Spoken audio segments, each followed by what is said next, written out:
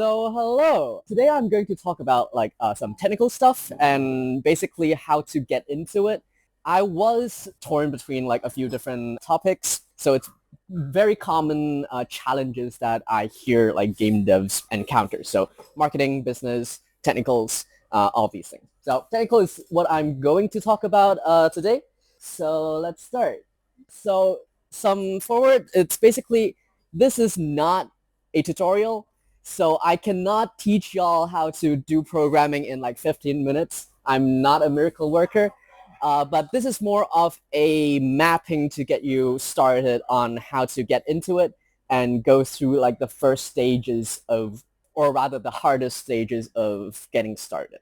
So today I'll talk about three paths, more three sections on how you can approach the technical side of game dev. The first one will be time. So if you invest time into it, you can learn basically anything. Second one, AI. It's a more dangerous path. I'll have a bunch of warning on there as well, but it works. It kind of works. Third one, people. So if you don't want to do it yourself, you can find people to do it for you. And how do you actually talk with those people is a very important stuff as well, especially like across disciplinary. It's kind of hard to get the idea across sometimes, so I'll talk a little bit about that as well. Now, let's get into time. How to invest time to get programming skills. Now, first of all, you need to know yourself. I think the best way to learn is you need to know like how you learn best. And here are the three ways I'm going to walk through today.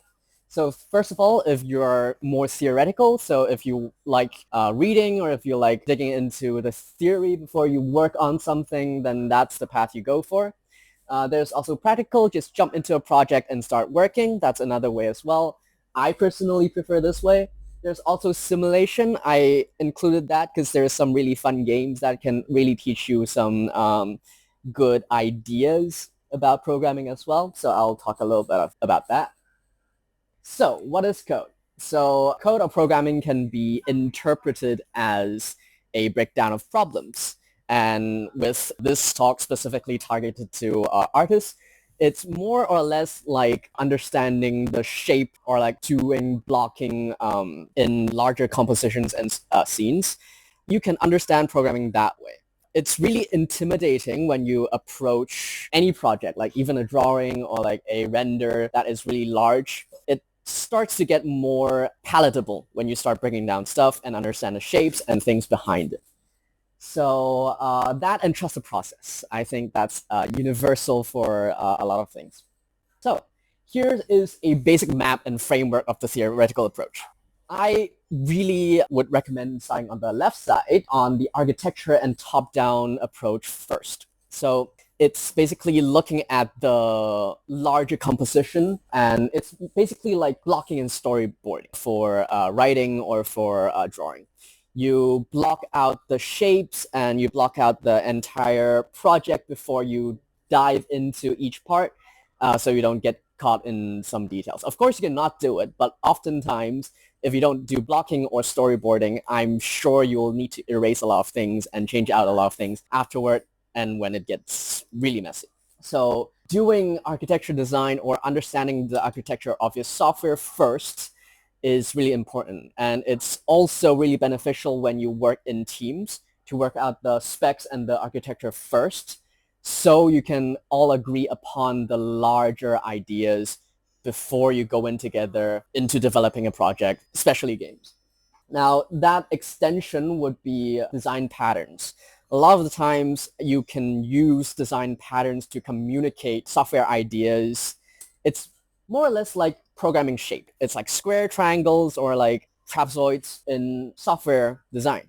So there are a few books that is really useful in understanding design patterns, but yeah, you can look into that. I was going to compile a book list, but I ran out of time. Now, on the right side is the implementation details. So the details of basically how you're going to do it. It's more or less the technique and execution of your artwork. Same idea. And it's basically how you convert your architecture and your parts into actual code that runs. So that really involves a lot of testing, a lot of actual coding, syntax, etc. With AI, you can partly ignore this part for now, but eventually you'll need to get to know the details of that to know what's happening and know like how to move forward, basically. Now, an extension of that would be algorithms. It's more or less like color theory. So what you put into that to make the thing work. I mean, of course, you cannot do it as well, but it's a way to better structure your work, your software. It's common solutions to problems that needs to be solved. Now, the top three is something that you don't need to touch at first, but you will get to know them when you go on, and it's good to know what they are. So first of all, frameworks. Frameworks is like, it's basically in the game dev context is the engine that you use. It's basically an environment that allows you to build stuff upon or build stuff around. A more web-based framework system would be something like Node or React. A more game dev frameworks are, for example, Godot, Unity, so engines basically, and principles. You don't have to know them, but it's good to know. It's like studying anatomy for your drawings or studying physics or for your lighting, shading, rendering. You don't have to know them, but if you do know them, you can do like really beautiful work underneath. And development style is more on how you organize your work, how you organize your system, workflows, etc. It's like if you never wash your brush, you might come up with a really messy painting. So it's more on like waterfall, agile, these sort of concepts.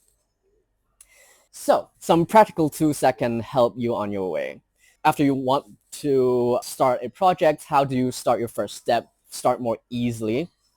So these are the main three ways that I personally approach, or like people I taught before have reflected to be the easiest way for them to start a project.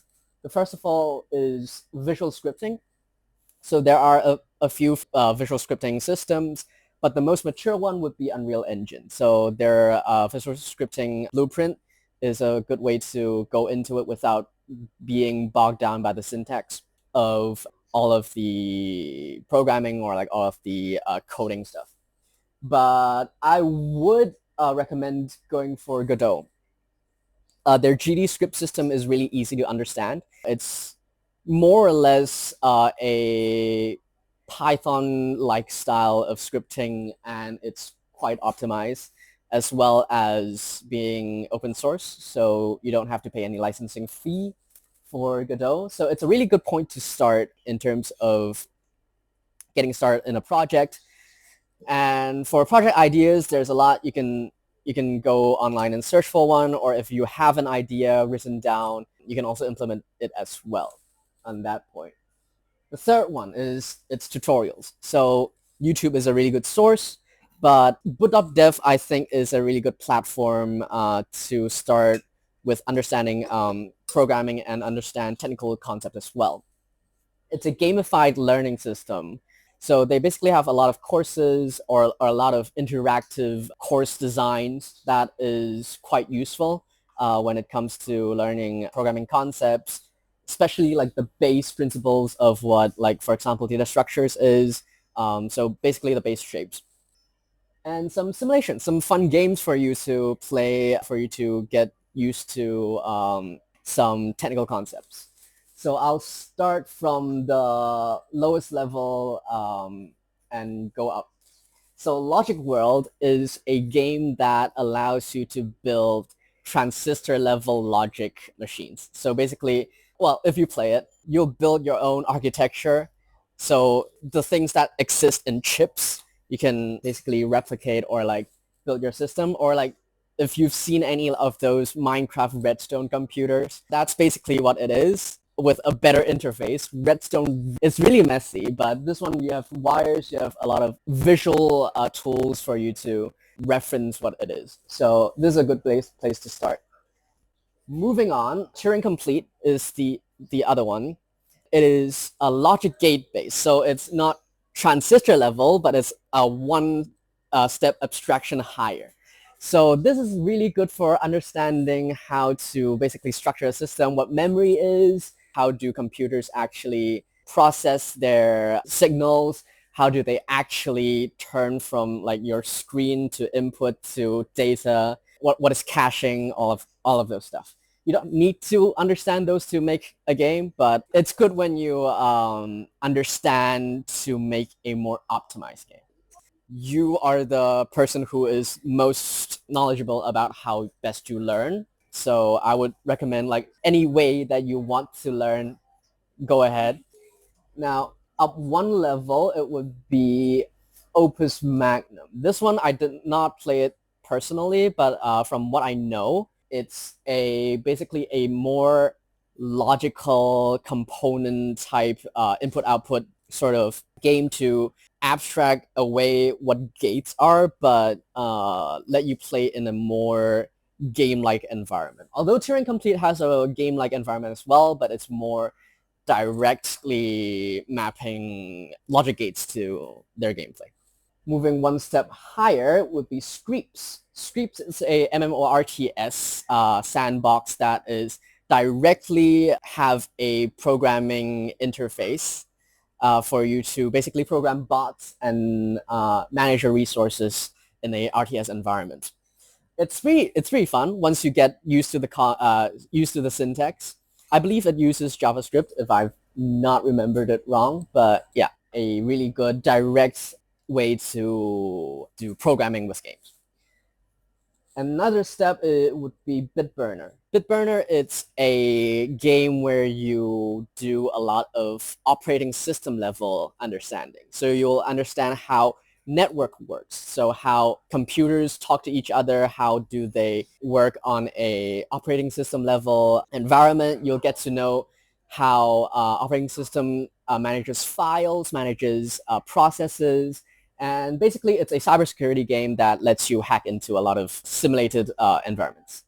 So if you want to get to know a little bit more about how your operating system works, and basically, I think in a game dev context, it will be like basically when you build for different systems, right? How does it actually build them, and why would we need like different versions, or like what different OS have different quirks that you need to build for, etc., etc. That will be useful for that. The last two, Factorio and Oxygen Not Included. These are a lot of system-based ideas. So if you can play a really good game of Factorio, you can basically design a really good software architecture.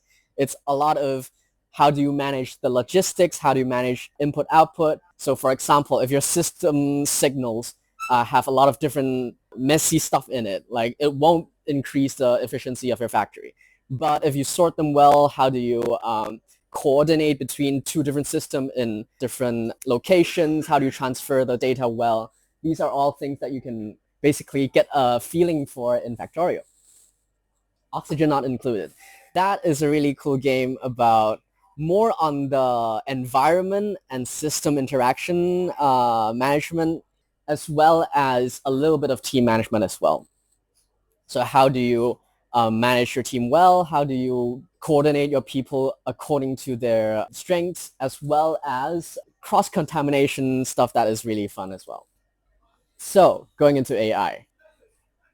Morning. So with recent advancement of AI, you can indeed chop off a lot of details in terms of syntax, in terms of development. But if you want to really learn when doing projects or actually know what the system is doing, I do not recommend starting with AI. This is something that you would use to basically fill in roles when you're more senior. So if you are a senior engineer and can manage junior engineers, you can manage AI relatively well. But to start with AI is not a good idea. And do not use AI for anything art or writing related. Strictly programming. So to understand or use AIs, which I would refer to large language models because that's a more accurate description of what it is. It's not actually artificial intelligence, at least not yet. Basically, they predict what is the next best word. So that's what they do. So they're not a personality. They're not a intelligent black box that you can talk to get answer out of. It is trained using a bunch of data, so mostly Reddit posts. And basically your prompts are directing it into a space that they have trained. The training you can think of as a higher level mapping, and your prompt is a direction in that higher level mapping. So you point in that direction and it'll retrieve the next best thing of that direction it can search for. So put it simply, it's just a word predictor. Don't use it as any other thing. So it won't magically know what you are thinking, or it won't magically know anything, to be honest. Everything that it knows is based on its training data. So whatever Reddit says, it knows that, basically. So don't rely on it. So general guidelines. To expect a LM to work well, context is the main thing that you need to provide to basically work as it's intended. So for no matter if it's code base, no matter if it's documentations, the more context is generally better, but it does lose focus. So you need to balance both of these metrics or both of these areas to get a good result from your LLM sessions. There's also like memory management and all these stuff, but don't use AI when you start. So this is the main page of the AI system. So where can you use AIs most effectively in game dev? I've compared four major game engines: Godot, Unity, Unreal, and GameMaker. So here are the things or workflows that they can achieve through AI. Script generation. They can all do script generation in their own syntax, in their own language. In theory, Unity would work best in this situation because they have the most content online that is accessible for the AI to train on. Unreal, a lot of their scripts are not text-based, so they probably have less training material. GameMaker, doubtful. Godot is relatively new, so, or like they have really not a lot of community content online, so GD script generally have some quirks that you need to account for in script generation. Scene creation. In Godot, because scenes are defined as text readable files and not binaries, so they can basically read scene files, understand their structure, and then output a text version of that file, or like with some modifications as well. So technically, you can generate scenes, UI, and everything in Godot using AI. But sometimes it doesn't work because of some hallucinations, some details. So you will still need to manually fix it, but it works like 60% of the time. Unity, you can partially define scenes, but it's not recommended due to the complexity of the scene files in Unity. The other two, you can just do it manually. Prefab setup. So prefabs meaning scenes that you use a lot. Yes. Yeah. So these limitations are universal. It's basically the limitation of if a AI can understand the systems and how it's defined, right? So Godot, a lot of its files are human readable. So AI can interface with it. So scene definitions is actually, yes, because they're text-based. You can basically manage everything using LLMs, but it's not recommended. Prefab setup. Prefabs is basically in Godot, it's basically like smaller scenes that you reuse. In Unity and other, it's another entity of itself. But yeah, again, only Godot can interface with LLM using this system. Data configuration. So resources, scriptable objects, data tables, and JSONs, they can all interface with LLM. Data tables are not that great, but can still kind of do it. UI layout and animation setup. Those two you'll need to do manually most of the time. Although in Godot, because UI layout is also scenes, you can technically have LLMs generate the scene file for it as well, but again, it doesn't really it doesn't get things right. Shader code and materials. For Godot, Unity, and Unreal, you can all script shader code and configure material with it. And build configuration. Only Godot has export preset, which is also text-based. So these are the limitations of different game engines. So you have been warned. Please don't use AI. So getting into people, if you get people on board, how do you talk to or how do you manage these people? So working with technicals, communication is the centerpiece of any collaborative project. Oftentimes, cross-functionality communication is very challenging. So here are points of reference that may benefit your endeavors in when bringing in technical team members. Now, here's a imaginative scenario. You're developing a platformer. And I'll give you a few miscommunication examples to basically have you get the idea of what is the issue here. So when you say make it feel better, the other person may interpret it as undefined better, so it's a subjective preference, so they won't do anything. But what you actually mean might be the jump arc feels floaty and unsatisfying. Another example, just like in Celeste, does the technical person copy Celeste entirely, completely, or what do they do about it? Like, what do you mean just like Celeste? So what you mean might be Coyote Time feature in Celeste where you don't fall off the ledge immediately after you leave a platform, or jump buffering for more responsive controls. Another example would be, can you make this work?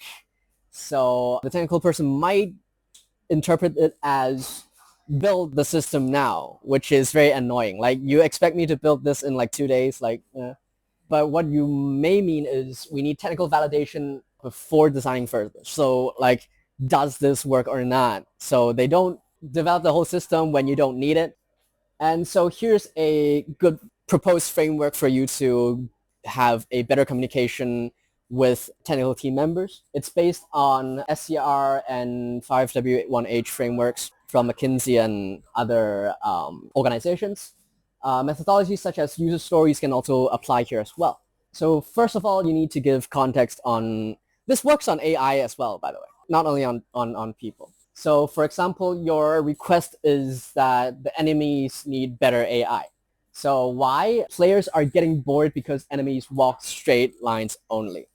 Some actionable instructions. Enemies should patrol the level, chase player when close, and retreat when HP is close. So these are very objective goals that they can reach to. And criteria. So what does it mean to successfully implement this thing? So they have a boundary basically to reference to not go over or under your expectations, right? So patrol does not get stuck. That's the first criteria. Enemies retreat and chase activates within 5 units.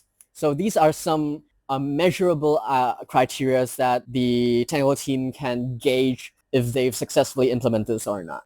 And some trade-offs that you're willing to make that can basically assure the technical teams that these are the areas that you can more or less ignore if there is a implementation difficulty. So for example, you can use simple waypoints instead of like a complete navigation mesh, or you can, retreat system can be basic running away for now. So it sets up a expectation of, for example, for the demo version, we can just use this and then we can further implement later.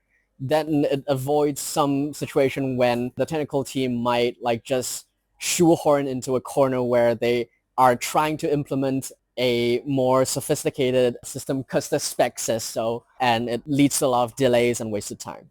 So here's a basically general framework for how to communicate more efficiently. You can use other as well, of course, like just be aware of some of the things that you may want to avoid. So some shameless plugging. This is our studio. This is the game that we made during a game jam. And we've decided to move on post-jam to develop this further. It's basically a puzzle strategy resource management game. But yeah, like we're working on this. Here's some context details. This is the mailing list if you want to do playtesting or like some beta versions. Here's our link tree to link to all of the stuff. I need to update that to include our demo version, but it'll be on there. Thank you.